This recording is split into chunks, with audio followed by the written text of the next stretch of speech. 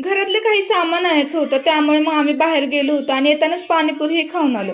मग रात्री काही जास्त भूक नव्हती. राजकन्याचे बाबा म्हणाले काहीतरी हलकं असं खायला बनव.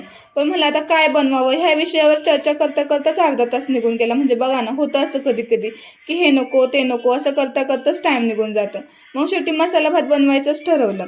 कारण राजकन्याच्या पप्पांना सुद्धा मसाला भात आवडतो, पण त्यात झालं असं की त्यात टाकण्यासाठी माझ्याकडे बटाटेच नव्हते आणि ह्यांना तर त्यात बटाटे पाहिजेच असतात. बटाट्याशिवाय त्यांना मसाले भात आवडतच नाही.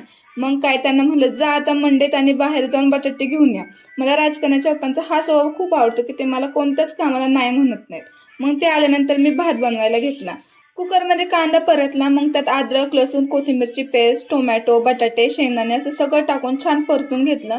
त्यानंतर त्यात हळद लाल तिखट मीठ आणि व्हेज बिर्याणी मसाला टाकला आणि तेल सुटेपर्यंत तोही परतून घेतला. मग त्यात धुतलेले तांदूळ आणि आवश्यकतेनुसार पाणी टाकून कुकरला 2 शिट्ट्या दिल्या आणि मस्त गरमागरम मसाले भात दह्यासोबत एन्जॉय केला. व्हिडिओ आवडला असेल चॅनल नक्की सबस्क्राईब करा. भेटूया आता नेक्स्ट व्लॉगमध्ये.